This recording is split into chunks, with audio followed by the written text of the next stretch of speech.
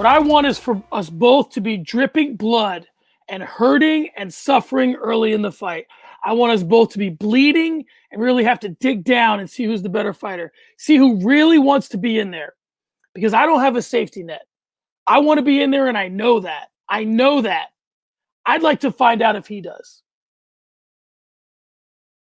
And with that, welcome to Early Stoppage, a show where the news of the day is usually given just enough time, but sometimes not enough. If this is your first time stopping by, we thank you and get ready for something you won't find anywhere else. I'm John Franklin. I'm joined by the God, father of Fight Night Picks, Craig Allen. Craig, how are you? John, I'm excited. Listen, MMA's back. 3 events in 2 weeks. The boys at Fight Night Picks are not sleeping very much. These friggin' prediction videos just keep me up late at night. There's a lot of fights coming up. I'm really excited about it. And John, as an aside, I've got my Skaters Gonna Skate mug tonight. I mean, the NHL was back last night. Had the chance to watch the Habs and the Leafs. Your Arizona Coyotes are playing tonight. A late game. The Vegas Golden Knights have a game at 11 o'clock taking on the Ducks. So probably going to be watching that Vegas game tonight. Mark Stone announced as their captain. If you can't tell, big hockey fan here. Big hockey guy. Yeah, not so big a hockey guy here, but we'll see. Maybe you'll turn me around. On this episode of Early Stoppage, we talk Knucklemania, the king and the Croatian sensation. But we begin with USADA's decision to no longer have marijuana as a banned substance. Craig, the news came down today. I'm quoting via Damon Martin of MMA Fighting. The UFC and the United States Anti-Doping Agency have announced a significant change to UFC's anti-doping program. The updated rules, effective as of January 1, will no longer punish athletes who test positive for marijuana, specifically THC, which is the main psychoactive ingredient in the drug. Quoting now Jeff Nowitzki, it's really, as with everything we do with this program, it's science-based. Especially in the pandemic era, we've had all these issues with fighters and taking fights last minute and then ending up with positive in-competition marijuana results. And we always follow up on these. When did you use? It always was the case that the use was days, if not weeks, out from the fight. In addition to all of that, Mark Raimondi tweeted the California State Athletic Commission has also de-emphasized marijuana as a violation. Fighters who test positive in California face a $100 fine and no suspension. A victory would not be overturned. Craig, is it time to grab Billy Bong Thornton and Wesley Pipes? How big of a difference will this make in our sport? It's funny because I live in a country where marijuana is fully legal for any reason. You go to the pot store, you buy your pot, you go home, you smoke your pot. It's not a big deal. And I mean, growing up, it was illegal, but it's not now. So I had to pull up the map, the weed map, but it's not Weed Maps. And I know that's a thing in the States, but it's not Weed Maps. But I had to pull up the map and see where marijuana was fully illegal.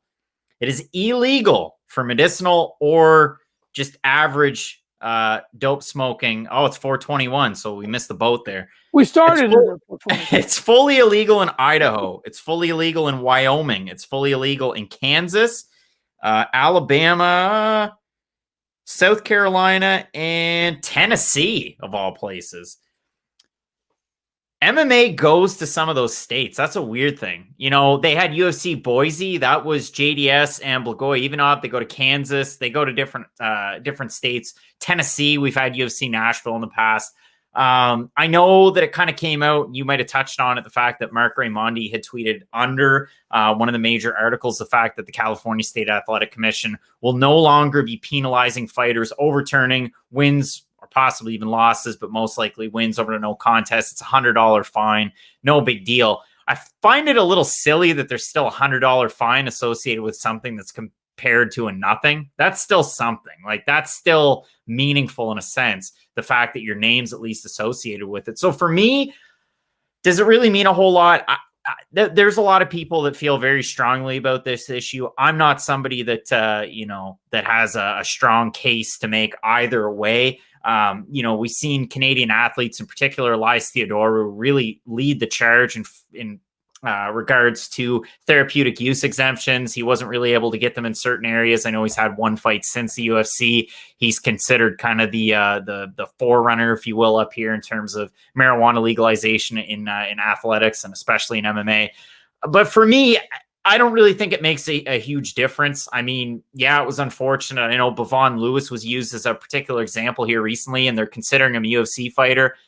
Hey, He's not a UFC fighter anymore. He got cut after his last loss to Trevin Giles. But to me, cool, I guess. I mean, I guess it is a positive step forward, but for me, I don't really have any strong thoughts either way. Yeah, I don't have really strong thoughts on it. I will say this. I think that it's starting to morph, I guess is the word, or evolves, probably a better use of the word, a better word to use, which would be, there was a time when it was like, okay, the Diaz brothers just want to get high and they're, that's just their thing. And, you couldn't, the old, you can't do jiu-jitsu and not get high, how those two things are connected. For me, I just think that there's a lot of therapeutic use advantages to this. And I think that for the UFC, that's the lane you want to go in. You don't want to just say, well, we want to get the Diaz brothers in, or want certain guys to fight. We don't want to have to cancel fights because of marijuana, guys popping for marijuana. So that's our reason. Now, of course, they're trying to make money, so that's their reason. But I just think that there's a lot of advantages to this stuff in terms of recovery and dealing with pain issues. And I think that they got enough, as we'll get into in a second, enough issues with fighters and pain and things of that nature resulting from stuff in the cage. I think this is one time where they could look out for the fighters. Ricky Williams, for example, very famously said that's the reason why. CFL legend Ricky Williams said, he was kind of, this is what I mean by, being an older guy than you are, this evolving. When Ricky Williams was saying all this stuff, it was dismissed as this guy's just a pothead and he wants to get high. But he was like, no, I'm dealing with pain here. So hopefully that's what the UFC's sort of leaning into, and it might change the sport. Toronto Argonauts, great, John. I was such a big Ricky Williams fan. That's not a name that I get to hear very often. But, you talk about the therapeutic use exemptions and talking about, mental health and pain. And one of the biggest stories that's been out there was by Stephen Morocco with MMA Fighting and his piece regarding Spencer Fisher. And it is a very long and extensive article. I'm sure many of you watching this or listening, whether you're in the car or where you're at right now, you probably already checked it out. But if you haven't, make sure you do. And he really detailed Spencer Fisher's battle with head injuries in the aftermath, kind of in his post-fighting career.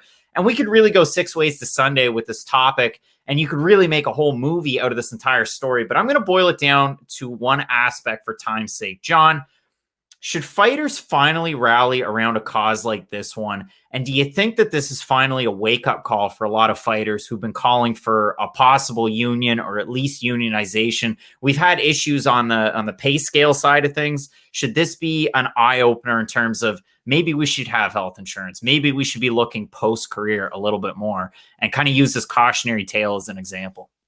Well, I think that's the way to look at it. So in answer to your question, yes, this should be the thing to rally around. But I think moreover, what ends up happening is, and this happened in the NFL, is that you don't want to have the conversation because it puts you face to face with your own mortality.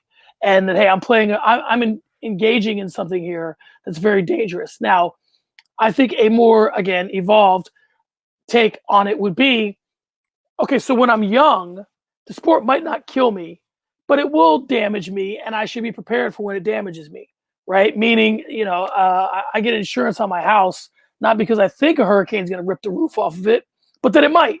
So that's what I think that you prepare for it, and have these conversations with these guys when they're not face to face with it, and they don't want to avoid it. Guys like Hughes and Hendo and all these guys that are older, they don't want to have that conversation. It's kind of like talking to Vietnam vets. They don't want to talk about it. Doesn't mean that they shouldn't have things in place for them. Just because they don't want to talk to a therapist about Vietnam doesn't mean there shouldn't be a therapist available to them. So I think this is like that. I think they need to just talk to young guys, the Casey Kennys and these guys that are like the future of the sport, and they need to say, hey, this is absolutely not an issue for me right now. I've had 8 fights, but it's important and we got to do something about it. And I think it's important, the number of plights and the number of not charities, but the number of what's the word I'm looking for? Things that we've put under on Conor's plate in terms of, you have leverage. Why don't you do something about this? You could also make into a book or a movie, all the things we've asked Conor to do. So I think that he would definitely make a difference here, but it can't just be him. No, and I mean, you and I have kind of talked about unionization at every opportunity we've been able to. It sounds like we're really rah bang the drum for it. And I mean, I come from a privatized sector. You don't. We have different views on it, but we can both agree that this is something that fighters really need to start paying attention to. And it's difficult for, a fighter that's trying to make their name. You're a young kid, maybe you're 19, 20 years old. You're looking at starting your amateur MMA career. Does it make sense for me to look at a fighters union and worry about my future in the sport? No, you want to get your name out there. You want to put on impressive performances.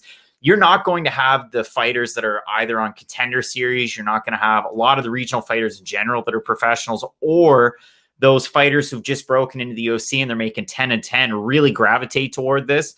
And, just to kind of reiterate a point that we made in the past, you need the Conor McGregors, the Jon Joneses, even the retired fighters, the Rashad Evans, like fighters in that kind of ilk to really make a push and make a difference in this one. It's not like every single fighter post-fighting becomes like a Dr. Sexton over in the UK, who's really become, if you saw the MMA on Point video this week, a bit of a, pioneer in terms of looking into not just injuries, but the aftermath and post-career.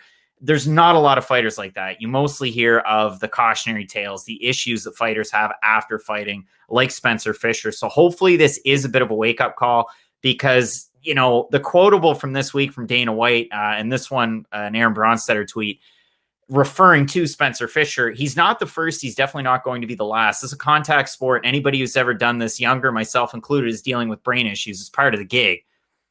Doesn't really sound like Dana White wants to make a change on this one. I know, and I know we're going to get into it, but I know, they pledged to put some money towards brain health and an initiative. It's a hospital in Cleveland. Am I right? Yeah, Cleveland Clinic. So, they're making contributions, but really it's a drop in the bucket for them. Yeah, and lastly, I'll just say that I saw someone tweeted out the whole thing of where you just said, Dana said, this is part of the gig. And then back in the day, they tweeted when someone put the screenshot of when Dana said, this is the healthiest sport there is. So it's and I think kind of him placing himself in that same vein. I will say this just to end this. I'm part of a teachers union. I'm what's called a site rep. So I represent my school in the union. I'm not an over union guy. I'm not always looking for a fight when it comes to something like that. But I will say this. Through all this COVID stuff, there are things that have happened that had we not had a vocal union, and my union is specific to my district. It's not like all of Arizona, it's just my district. So other schools and other teachers went back to school, and we didn't because we were holding our district accountable. Hey, the school's not ready. The kids, we don't have the things in place. So I think that sometimes you can't expect someone else to have your best interests in mind. You have to have your own. And that's the importance of unions. Just having someone there, having something in place to keep people accountable. Look at the NBA, very strong union. Look at Major League Baseball, very strong union. They have players that do not deserve the money they make making money. NFL, not as strong of a union. They don't have the retirement stuff that they would want. They don't have, guys can still get cut. Not as much guaranteed money in the NFL. So that goes to show you right there, kind of the difference in what a union can make in terms of changes. All right, Craig, let's get to some fights. Conor's back. Fight week has a big fight feel once again. It feels a lot like last January when Conor fought Cowboy. So, listen, can we believe Conor this time when he says he wants to come back and have a busier schedule? How serious should we take that? Should we chalk the fact that there was a pandemic to why he didn't have a busy schedule last year? And follow-up question, which you're not supposed to ask till the first one's answered, but I'll ask it anyway. How important do you think Conor McGregor is to UFC at present? He is the most important. Now, we haven't put out any UFC 257 videos just yet on the channel. It's been Holloway Cater. It's been Magny Kesa just last night as we film this on Thursday. Friday, when this comes out, Matt and I will probably be here in the studio getting ready for UFC 257. So we'll see what the bump is like. But there's nothing like a Conor McGregor fight week. Anybody else in MMA knows that. It's absolutely insane. We had this conversation earlier in the day, so a little bit of inside baseball. But the Mac Life, they're out there. Everybody knows them. They put out an interview with Conor McGregor on Dustin Poirier rematch, Khabib's retirement, and relationship with UFC. The video was put out this morning. When I checked it at about noon, it had 400,000 views in a couple of hours. Right now it has just over 700,000 with 24,000 likes. So this guy really makes a dent in the MMA sphere. I know MacLife also posted they have over 1 million subscribers on YouTube. Well, it's not because of the Chiesa Magni card that they have that. It's just because of Conor McGregor. It's more or less because of Conor McGregor. So this guy is incredibly important, not just to that organization, but MMA in general, and especially the UFC. And if they didn't have him, yes, they'd be able to put on great cards. They do all year. I mean, look at last year. There was only one Conor fight, but it really primed the UFC for a good year. I'm sure there were a little bit of pulling of the strings with ABC to at least have, or ABC and Disney to at least have that fight to really kick off the year. To get back to the first question, though, how serious should we take this return? I mean, there's going to be, around 2,000 fans in attendance for UFC 257, which is kind of interesting. I always get taken aback when I watch a professional sporting event that's not in New Zealand that has people in attendance. Like in the States, it seems like the silliest thing in the world. You guys are idiots for having fans in the stands. Like, what the hell are you doing, you donkeys? But it's great, and I think that the return should be taken serious. I mean, you look at the guy physically, he looks amazing. He looks like he's taking it incredibly seriously. The one thing that I want to say, everybody wants to focus on this return by saying, look at how great he looks going into this Poirier fight. Look at how poorly he looked going into UFC 229 right behind me. And yeah, he looked like a bit of a buffoon. He was boozing, like he was making it into a big spectacle. Did they forget about the Cowboy fight? Like, did they forget that McGregor finished him early in the first round? Did that even happen? Or did we just think that it happened? Yeah, the Cowboy fight seems to be one of those things where it's like it was so quick and it seemed like such a foregone conclusion beforehand that people have kind of dismissed it. I mean, the guy looks sharp. Say what you want to say about Conor McGregor and his commitment to the sport in the last couple of years. No one's ever done that to Cowboy. So let's just start there. Let's start the discussion there. No one's ever done what he did to Cowboy. So that's huge. That was the last time he was out. So, the Conor thing is tricky for me because I don't quite know. The old saying of like, we used to joke around when I was younger about like in every relationship, someone has the upper hand. Someone wants to be there more than the other, no matter how much you love each other. Someone is like, oh, I'm so lucky to be, with this person, even if it's 51-49. So when you look at we used to call it the hand, who has the hand in the relationship. So when you look at the UFC and Conor, it's hard to tell who has the upper hand. Does Conor need the UFC more, or does the UFC need Conor more? So, and like, Dana said that the relationship last year wasn't great. It's better now. I'm sure it's better now because he's booked and there's a fight imminent. It's a big fight. It's a top of the food chain fight. The Cowboy fight makes money. The Dustin fight makes sense. And I think that that's kind of putting him back on this track and having Conor there when they need him. Here's another follow-up question for you, which is a little more better time since you've already answered the other ones. Do you think that it benefits Conor's legacy or Conor's whatever you want to call it to only fight once or twice a year? To just kind of it be a spectacle when he shows up? Like if he fought 3 times a year, I mean, he's done it before and we got excited for it then. Do you think at this stage in the game for Conor, is it a better play to fight, sparingly? I think it is, and it goes back to the old UFC pay-per-view model, and you were a big fan at this point, and I wasn't necessarily. Again, I would have been in elementary school, middle school, so when it used to be an event, you used to have one every few months, and there was such a buildup and such an excitement around it. I think for McGregor, listen, you got to make it once or twice a year, make it a huge spectacle, a big deal. And again, based on the times that we're in, it would have made a lot of sense if last year in 2020, you have the primer of Conor Cerrone, and then you either have a fight at International Fight Week or later on in the year to kind of cap things off. I think moving forward, that should probably be your plan. I mean, again, Conor McGregor is right in that prime age when we're talking 31 to 33. You hit your physical peak at 32 or your sporting peak at 32, if you will. So you really have to be careful with that. I feel like, again, like you said, if he competes 2, 3, 4 times, you start to kind of water things down a little bit. So if they want to continue this pay-per-view model of $69.99 and you want to get fans jazzed, you look at the quality of UFC 257, and Matt and I have kind of moved away from talking about letter grades for cards. But if you really gave that card a letter grade without McGregor and Poirier, just as a fight night, it's probably a C, like a C minus. And listen, the UFC are notorious for doing that on Conor cards. It's overall not the greatest quality card. But for me, yes, for McGregor, once or twice a year, and that's probably what you need to do. Well, I think that, he's no dummy. Okay, so the way this lays out legitimately, if you think about it, is if he fights in January, it leaves International Fight Week open up, right? If he fights International Fight Week, it leaves the November Brooklyn card. So that's really what, in a perfect world, he would do. If Conor had his way, a fight in January, fight International Fight Week, he gets that Brooklyn November card, and then he's got the holidays free. So, that sounds like a hell of a year for a guy. So that could be it. Oh boy, John. So we go from the UFC 257 card that we have coming up next weekend to whatever the hell BKFC is doing with a headline that sounds like something that you would find on Paige Van Zant's OnlyFans. We're talking Knucklemania. And John, they're back together, putting together Knucklemania on Super Bowl weekend with a card headlined by Paige Van Zant and Britton Hart that also includes a co-main event of regional MMA star Johnny Bedford taking on Dat Win, and then a special attraction fight, and that was in brackets on MMA Fighting, between Chris Lieben and Quentin Henry.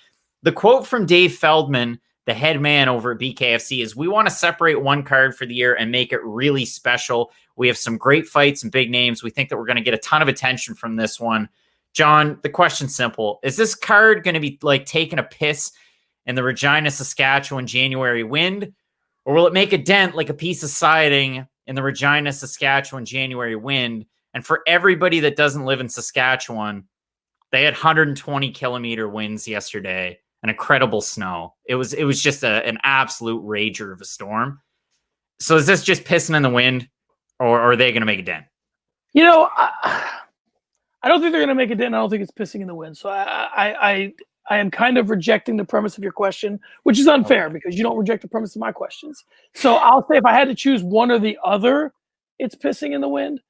But I think for me, where I find BKFC interesting is there is a lot of guys who could potentially be on a BKFC card. There are guys that fit that bill who have a huge name, and not a huge name, but have a big enough name and no longer can get into a promotion or whatever, and they can find some notoriety in doing this. The question is coming together on the right number, right? Can they draw enough eyes to pay the people they want to pay to get on there, right? An example, and this is a horrible example, but I'll give it to you anyway. Local guy here, Rob Emerson. Rob Emerson was on The Ultimate Fighter. I mean, he's a guy that you could market, right? He's been around. I've never talked to him about if he'd fight BKFC, but he'd be the kind of guy, maybe third fight down, you put with a guy who has a little bit bigger of a name. So you could put these cards together. I think that it's just, I feel like a lot of organizations, we talk about PFL in this way, I feel like they have kind of the right idea, although there are a lot of people that are not crazy about this bare knuckle business. But I think they kind of have the right idea, but they just don't have the roster. They just can't get the right guys in there.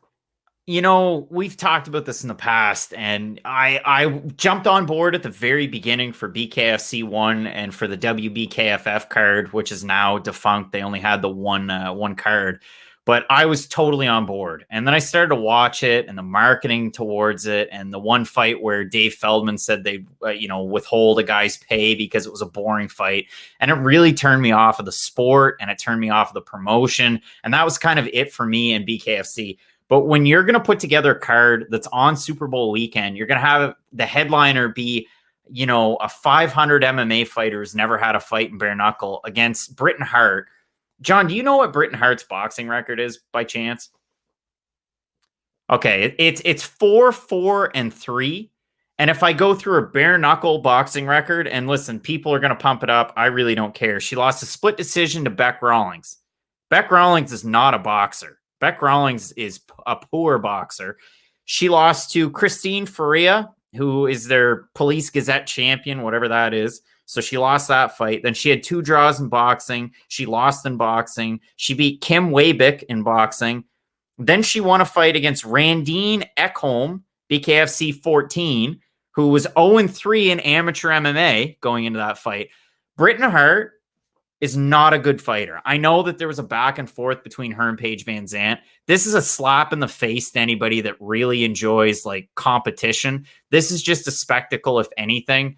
You know, Johnny Bedford, listen, we talked about the marijuana thing at the start of the show. Johnny Bedford's had some issues with regional MMA promotions in the marijuanas. Dat Wynn's an exciting fighter. People know Chris Lieben. I'm not for this. I don't really enjoy these fights. I don't have a whole lot to add to this one, but it feels like you're pissing in the wind. You had your Paulie Malignaggi, Artem Lobov, and now you're trying 4-4-3 Britain Hart and 0-0 Paige Van Zandt in bare knuckle boxing to headline something. Are people going to pay $19.99 for this one, John? Do you really think a lot of people are lining up to pay that kind of money for this? Well, I think it depends on their relationship with Paige Van Zandt. If you're a guy who's got to choose between Paige Van Zandt's, any other way you could put money into Paige Van Zandt. I don't know. Does she have an OnlyFans? If she does, I'm sure people would much rather fund her OnlyFans than this fight. So I don't know. I mean, if you're a fan of Paige Van Zandt and this is your only way to access her, then I just think that she has crossover appeal, but not to do this. Like, is somebody that watched her on Dancing with the Stars going to watch this? Probably not. Right? So in the same way that I didn't watch her on Dancing with the Stars. So I kind of get what they're trying to do. I just don't, we touched on this a little bit. Who does this appeal to? Does this appeal to boxing fans? I don't think it does. Does it appeal to MMA fans? Well, MMA fans know Paige Van Zandt. They might know Britain Hart from her fight with Beck Rawlings. They remember who Chris Lieben is from his wars. And then, Johnny Bedford, Dat Wynn. Like, is that putting butts in seats in front of the couch to spend $20 to see that fight? Like, it just, I don't get it. Maybe Dave Feldman needs to sit me down, show me the spreadsheet, see where the money's coming in.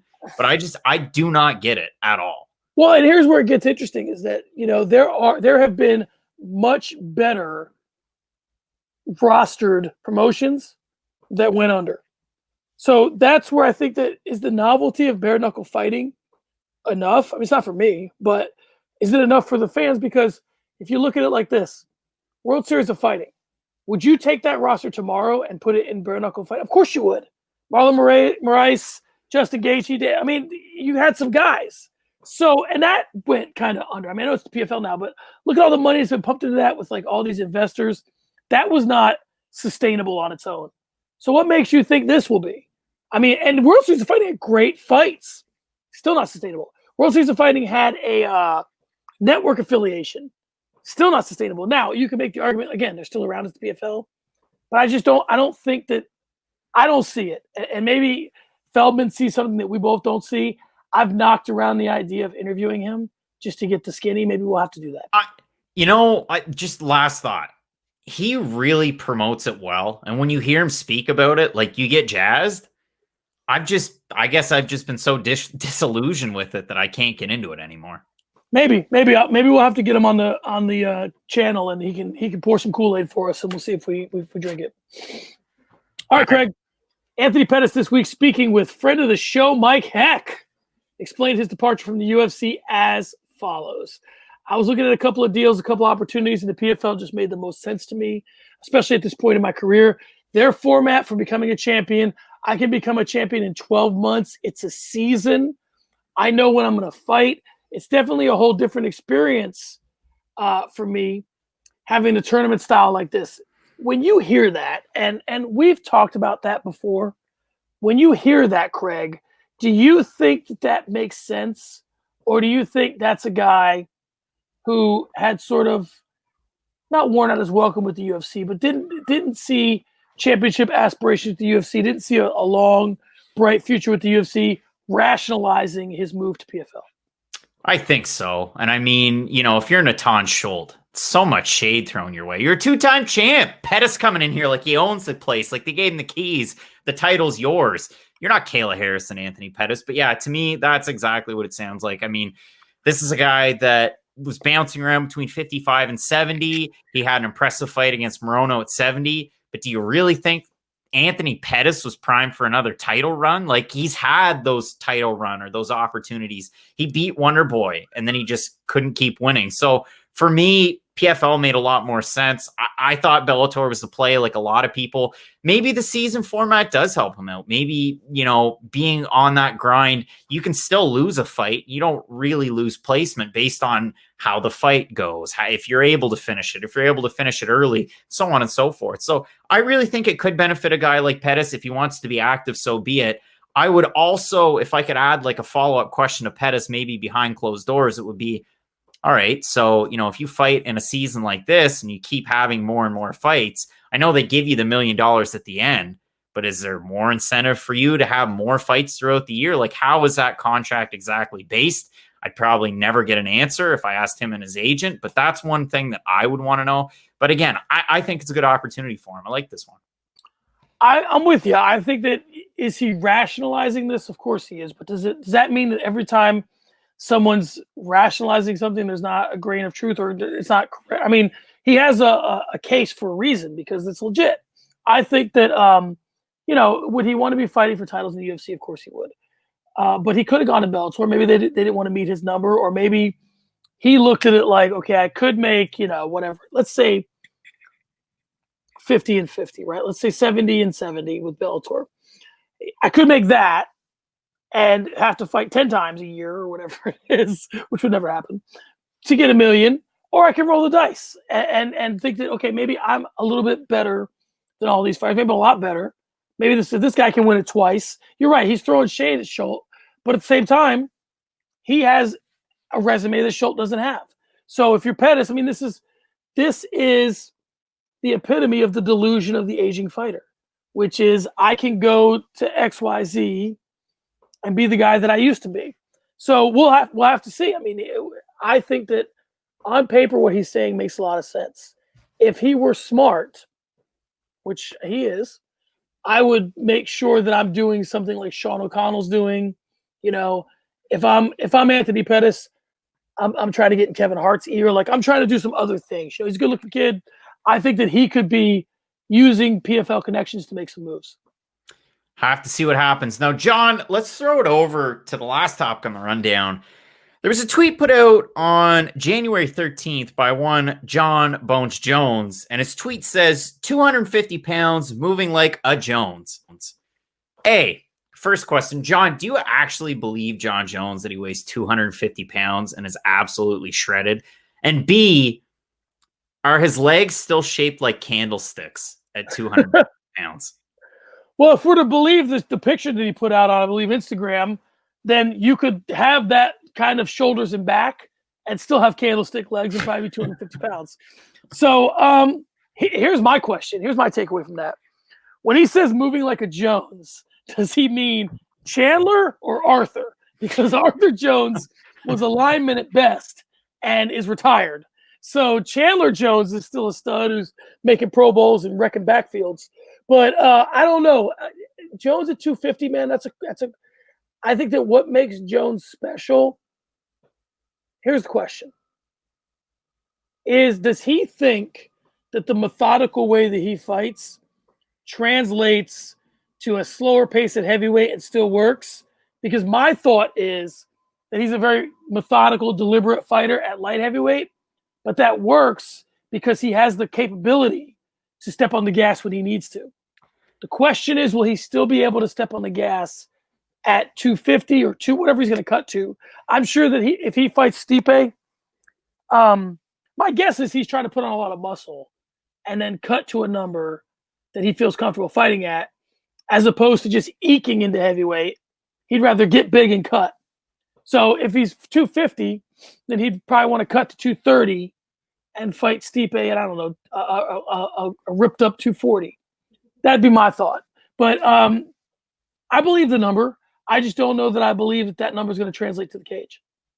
I believe it, but it's weird. And there's a fight at heavyweight, John, and this is going to be one of my weird tangents, but I'll make it really quick.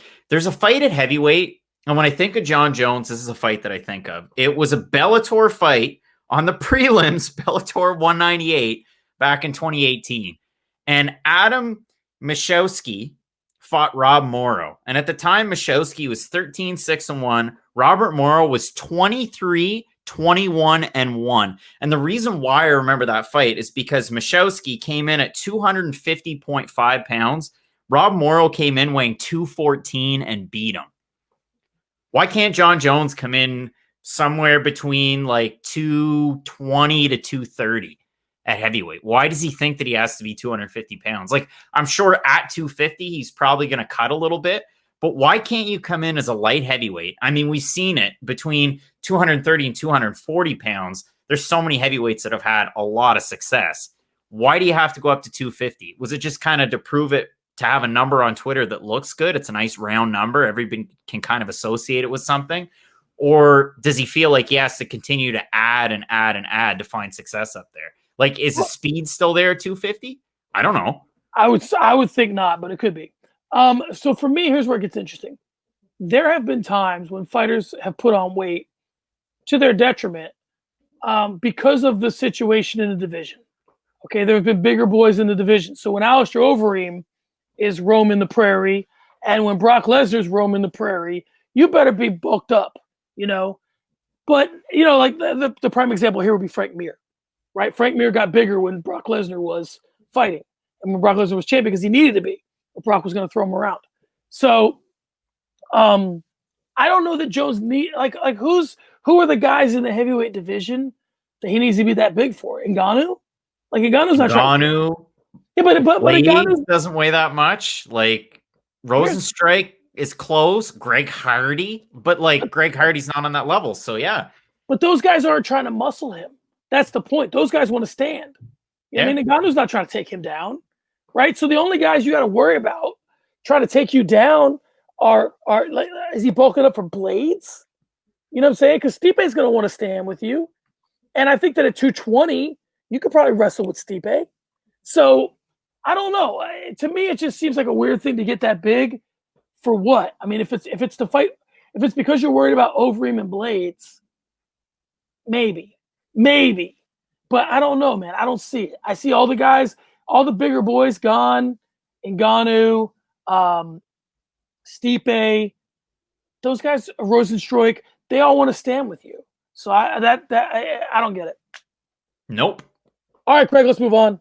Sparring sessions this week on First Take. Max Kellerman asked Dana White if he thought the UFC was more like the NFL, where the shield is above all, and the brand rules, or if he thought it was like the NBA, where it was a star-driven league. Max said the UFC is a pretty impressive combination of both.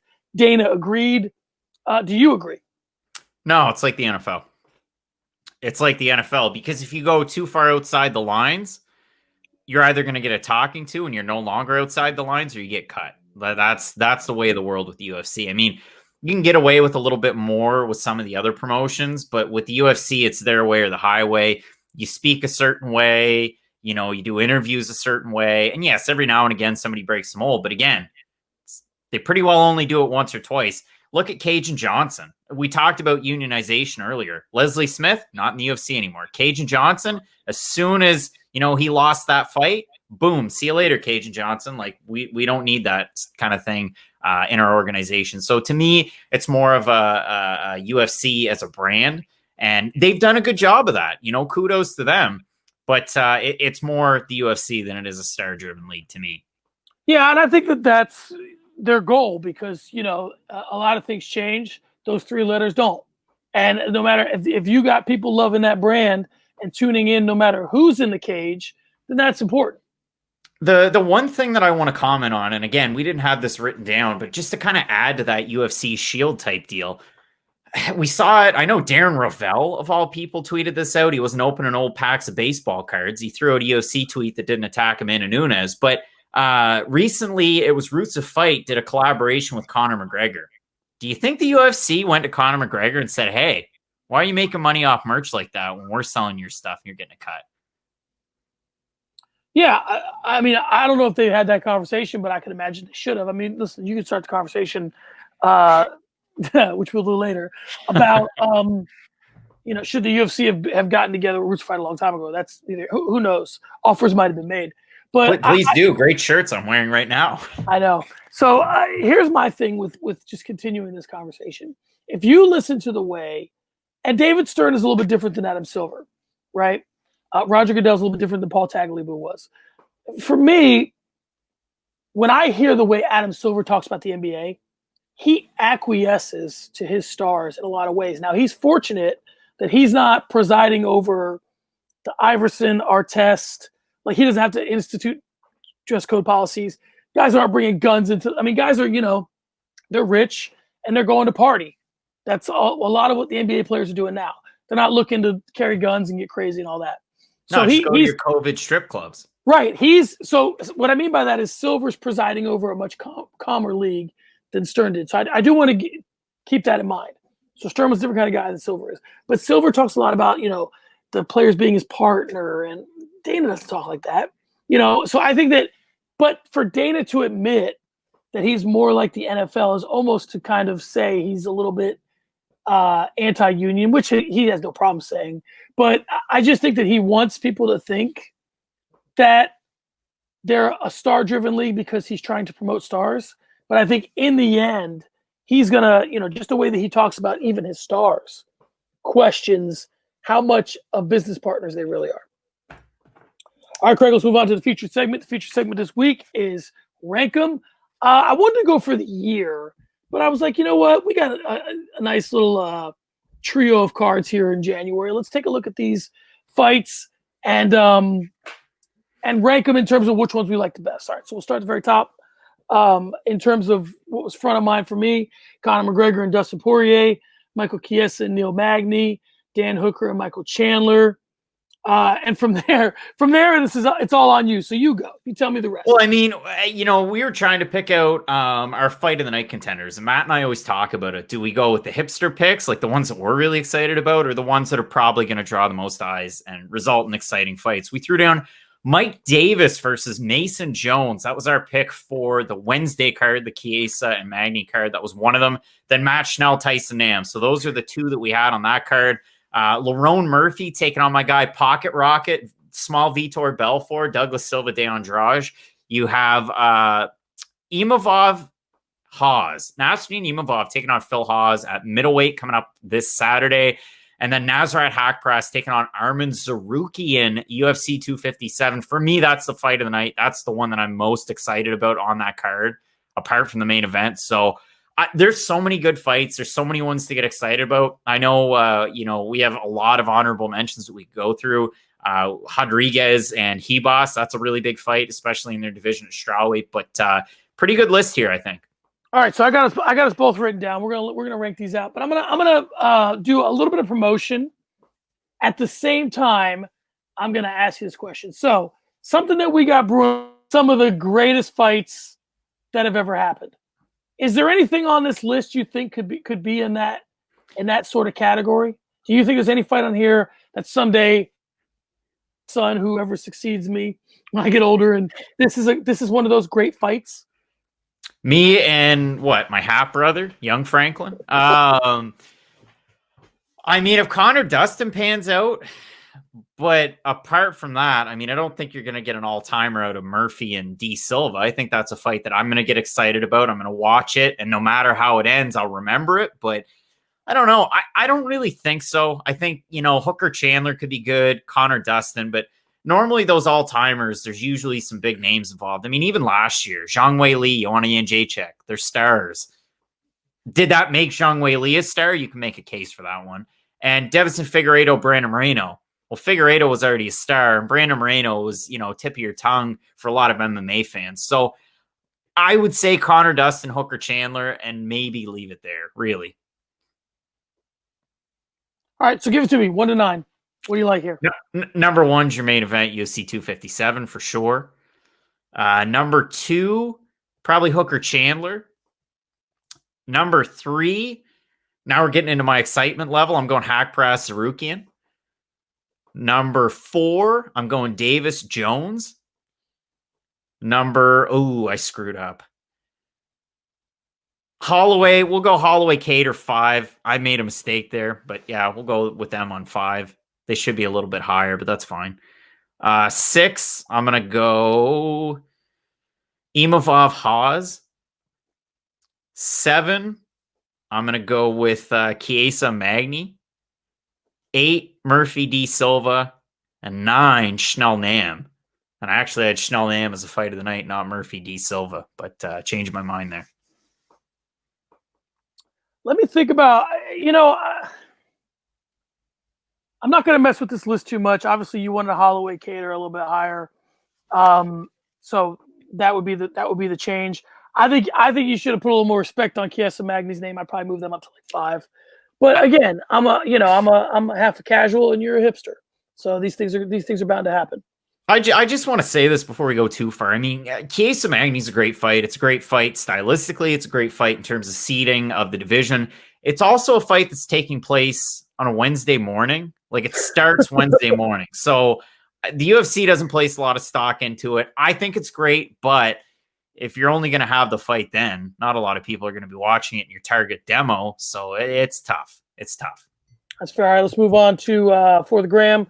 Craig, outside promotions are heating up. Brave CF, ex-MMA, and UAE Warriors, which shows this week. Is B-Side MMA back? Woo! And baby, you better believe I'm back in the UAE Brave CF ex-MMA groove. I think so. And John, the reason why I brought this up, and we didn't really talk about it before the show, which is always dangerous and tricky, but you look at these cards and you can get excited. There's names that people recognize on these ones. So that XMMA card, I put it out there on Twitter. Nobody responded or liked it or anything. So I'm kind of weirded out by that one. But XMMA's got a card coming up. They just announced 2 days ago that they're going to have a card on the 30th of this month. So I take it with the biggest grain of salt you could. But they announced that they're going to have Kyle Bochniak on the card, Marcelo Golm that fought in the UFC, Mo DeReese is on there, James Vicks fighting Andre Fiallo in the main event. Like, there's some big names on this card. So again, hopefully it happens. It's a promotion that nobody's really seen before. If you go on their Instagram, they used to exist in Canada. I know Jason Hagholm put that one out there on Twitter. It's exciting. It's a card that I like. Brave CF's putting on a card. Eldar Eldarov is taking on Leonardo Mafra. Ali Bagwatinov's on that card, who was in the UFC, of course, had a title fight. Roman Bogatov, who had the one UFC fight, and he kept kicking my guy in the nuts. So that one's exciting. And then if you look at UAE Warriors, more UFC names. Mikhail Lebu is fighting in a title fight at 155 pounds. You have Jesse Arnett from Canada. You have the younger brother of my guy, Charles Jourdain. So Luis Jourdain, the younger brother, is going to be fighting on that card. There's a lot of stuff to get excited about. And it's great because I know that that one XMMA card is at the end of January, but these other 2 cards are this week. So you can get really excited about it. And I say the B-side, I wrote it in as the B-side because, again, this isn't UFC or Bellator, but it's great to see these small promotions kind of popping up again with some names that, if they get me excited, hopefully other people get excited about it. Yeah, these fighters can't just be, immaculately conceived, right? They have to start somewhere. And I think even though the Contender Series is getting us early and earlier in the process, even than Tough used to, they have to get some sort of seasoning. They have to have something to even get them to the Contender Series. I guess my question would be, and maybe this is something someday you and Matt can do if Dana's listening. I'm sure he is. I don't know that Fight Pass, I know that they have the rights to a lot of these regional promotions, but I don't know if they have anything that brings them all together. That might be an interesting show. Something that kind of, I know they kind of put the onus on the promotions to be like, hey, we're going to broadcast you. You do your own pre-show. You do your own whatever. But maybe if they had something that was just like, all right, this is what's going on in the regionals this week, and it says, okay, these are the guys that are, if we hadn't lost Michael Fidel to the PR game, maybe he would have been like a little collabo with MA Prospects and Fight Pass. What do you think about that?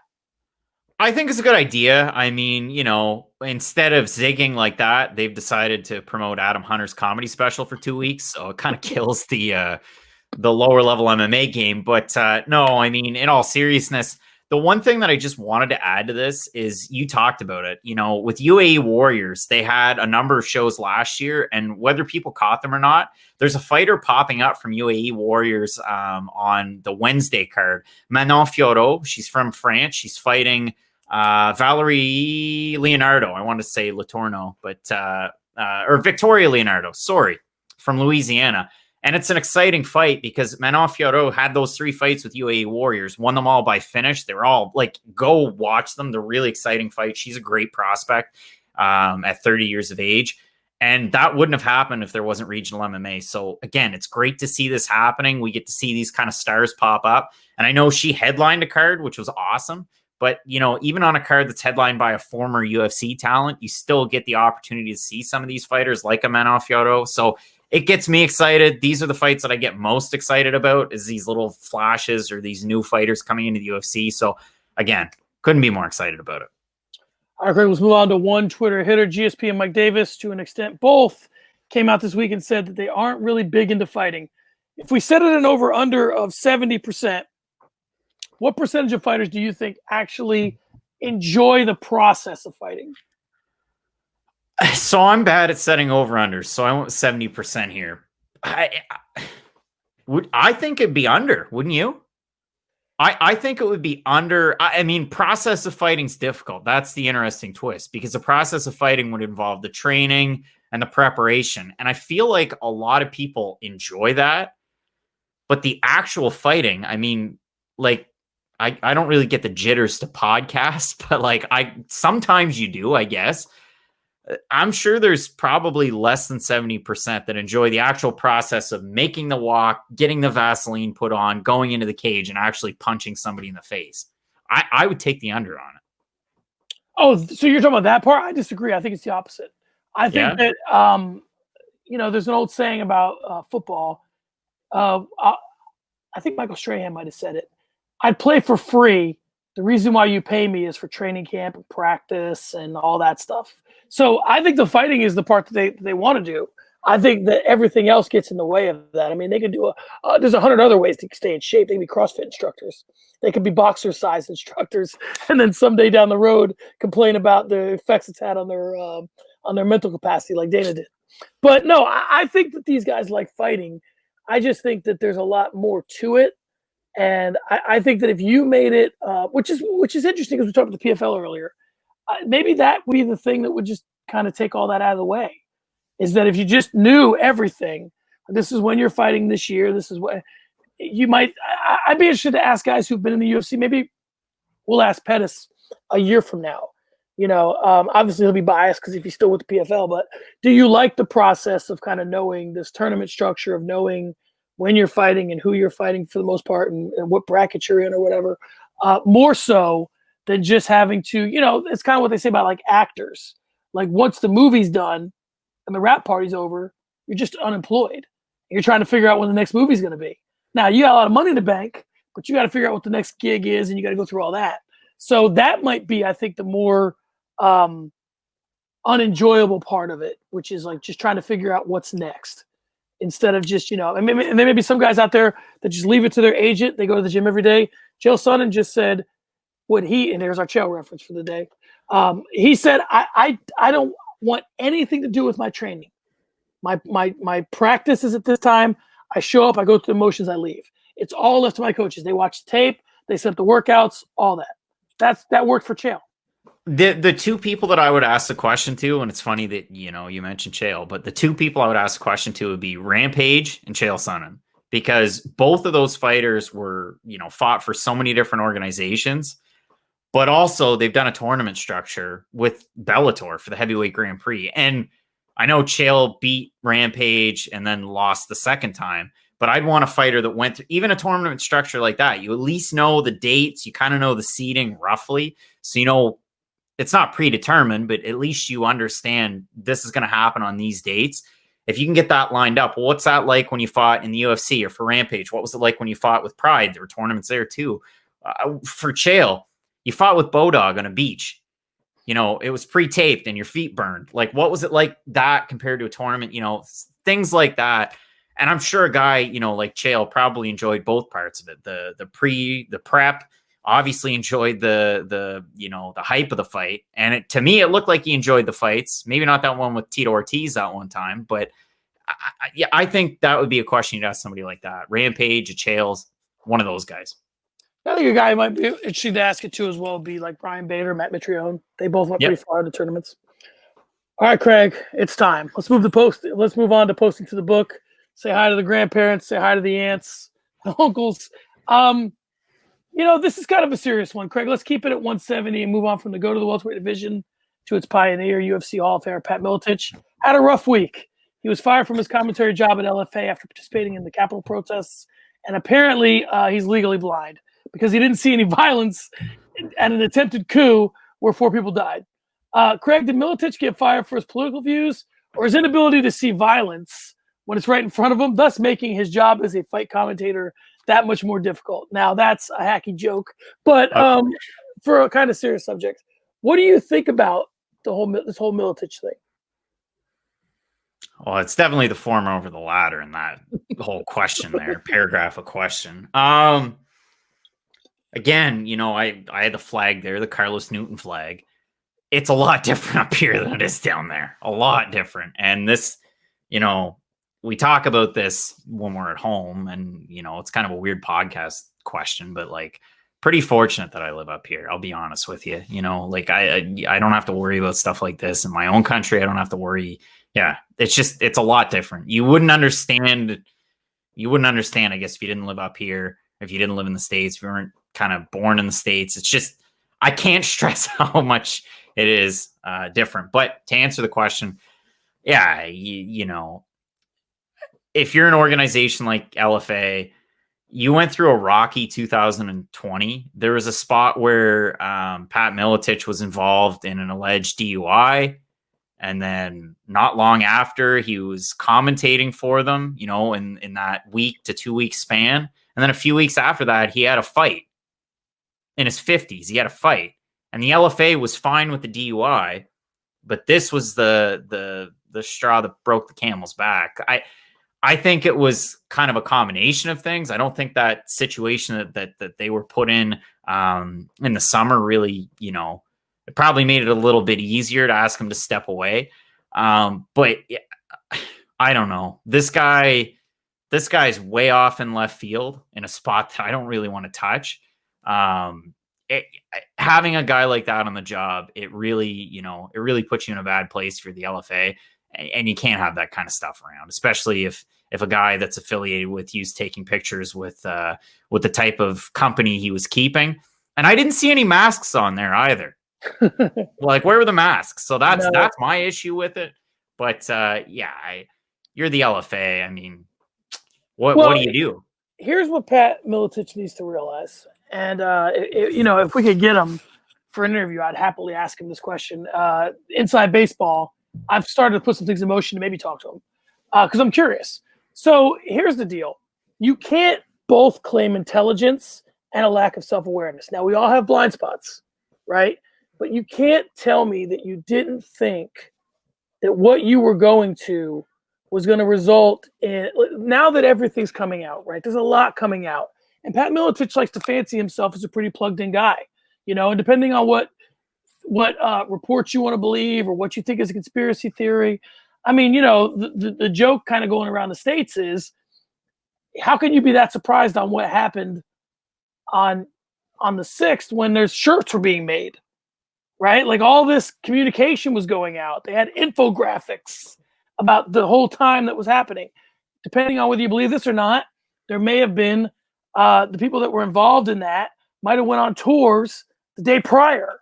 So I'm just saying that if you're Pat Miletich, of what I know of Pat Miletich, you're the kind of guy that knows this stuff. So at the very least, okay, you may have went there and not participated in any of the shenanigans and not got down with any of the, of the really hardcore stuff, right? But you knew what you were going to.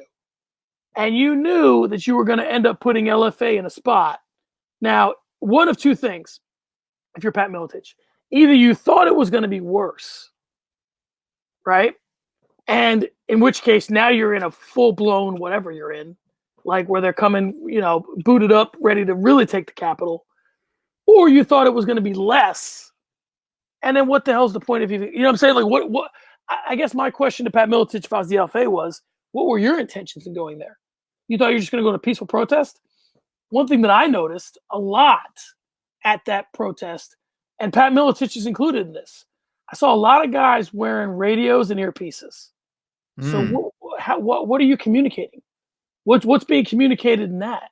So that would be my question to him, is like, how do you come, like, again, I'm a teacher. We did this thing here called Red for Ed, where we protested as teachers. Went down to downtown and we walked on the Capitol. Nobody was wearing earpieces. Nobody was wearing camouflage. We wore red shirts and we just walked to the Capitol. Nobody busted the windows out. We just wanted to show, some solidarity. So that's where this gets funky for me. Like, if you want to tell me, and the other piece of it is that, and I might have said this at the beginning, and if I'm repeating myself, I apologize. There's a bunch of guys that don't carry Pat Miletich's baggage that they could get to call fights for the LFA. I'm sure Chael would happily take another gig. I'm sure, there's some other guys in that Carlos Newton. There's some guys that have been champions before who would happily take that job. So I think that if you're Miletich, at the very least, you got to know a little bit better than show up something like that. Unless you're all in. If you're all in, don't be surprised you got fired. I would love to speak to Carlos Newton. I would love that. Nothing more than to speak to Carlos Newton. That'd be great. All right, Craig, before we start the conversation, let's hit the flurry. What did we miss? What's happened either since we've started talking or that just didn't quite make the regular show?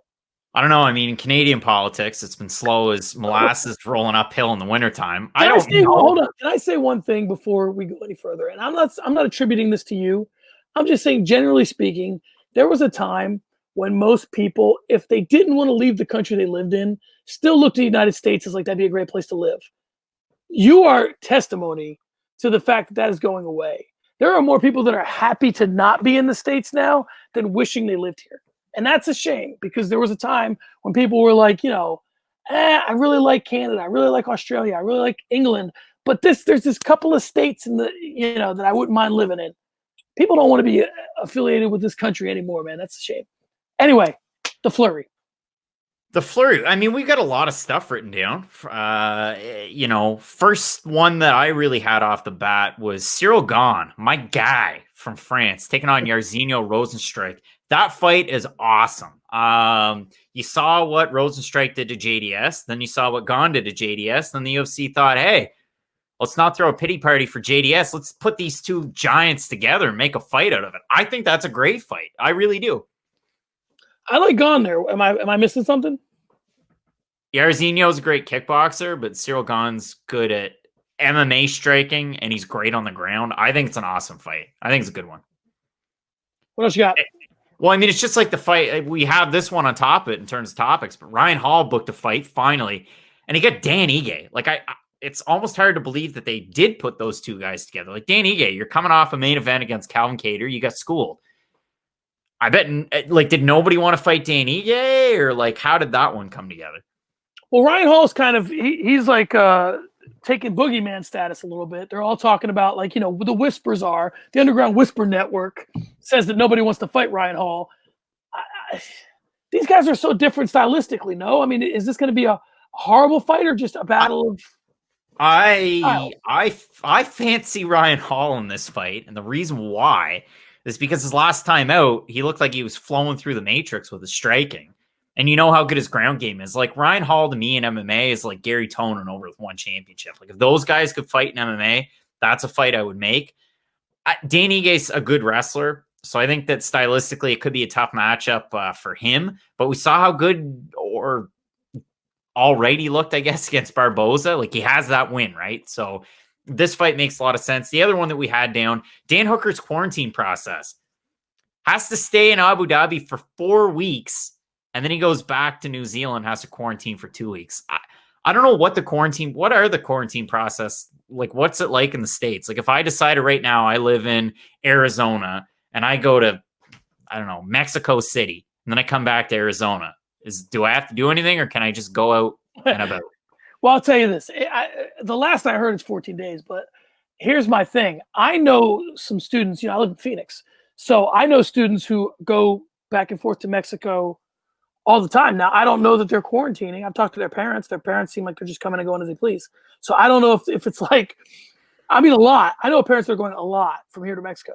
So if there's a quarantine process, maybe they're working at home, so it doesn't really matter. Maybe they're with their family, so it doesn't really matter.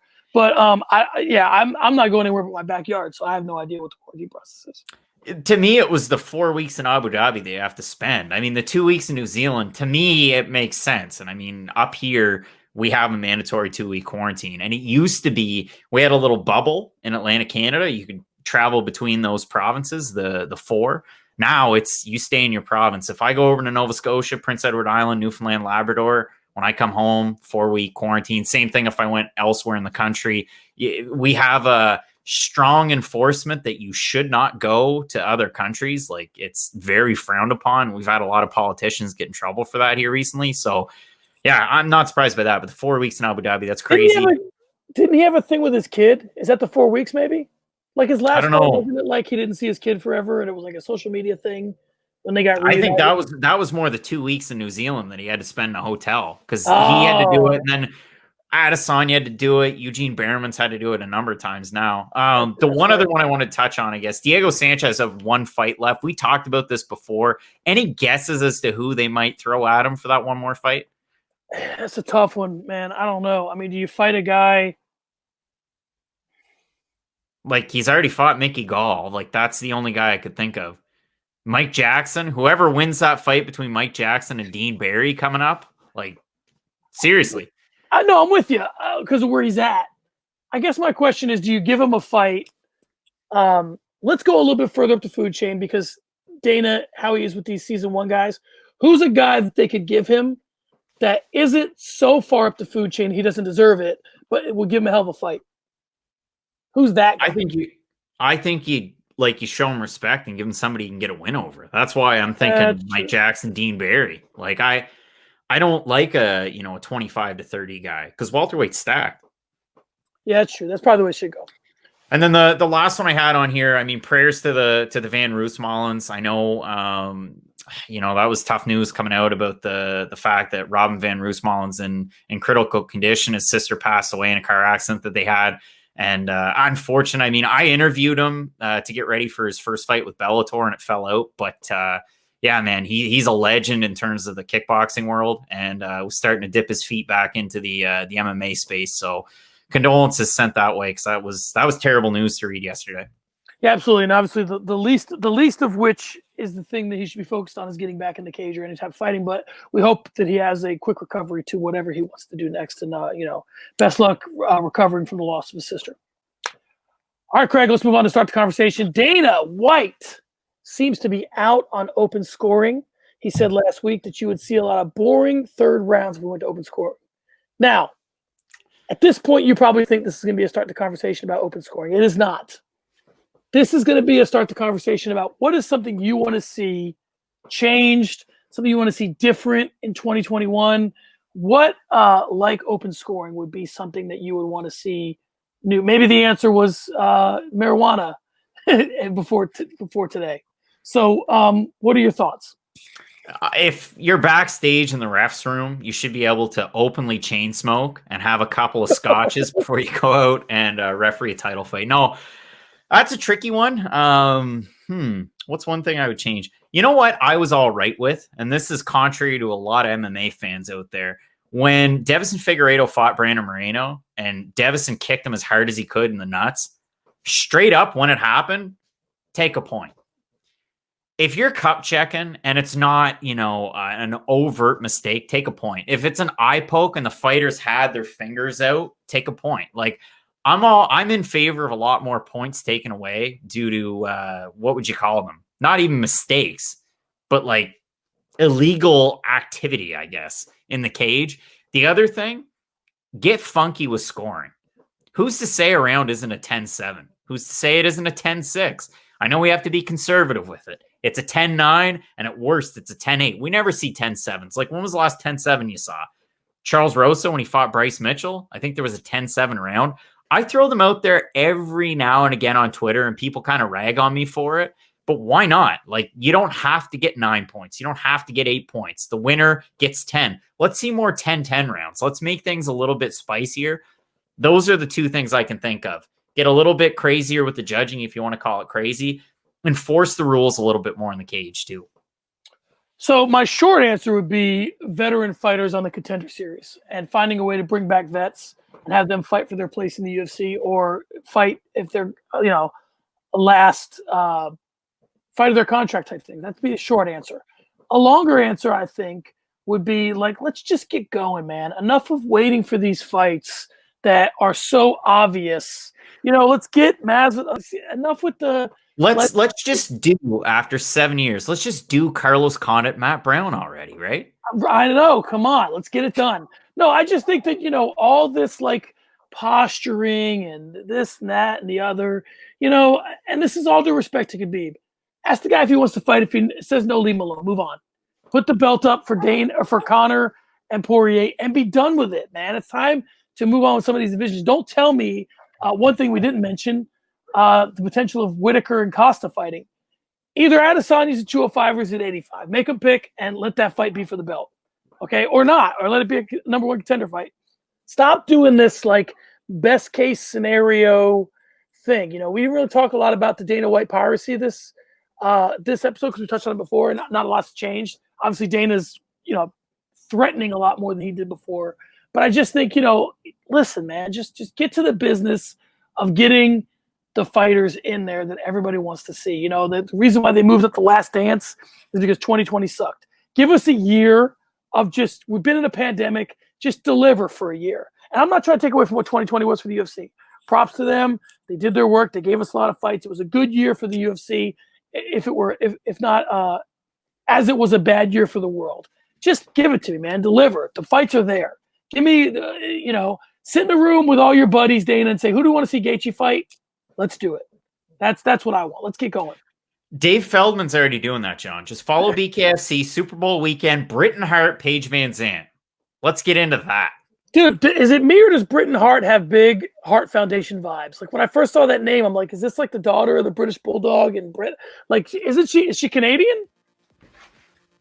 Bring the flag back out. Davey Boy Smith, where are you? Not where you at. Sorry. Too soon. Yikes. All right, guys, there you have it. Another early stoppage is in the books. The fight has been stopped. Craig can be followed at Craig on FMP. I can be followed as some Cornerman. Craig, say something witty. Let's get into it. All right, guys, see you next week.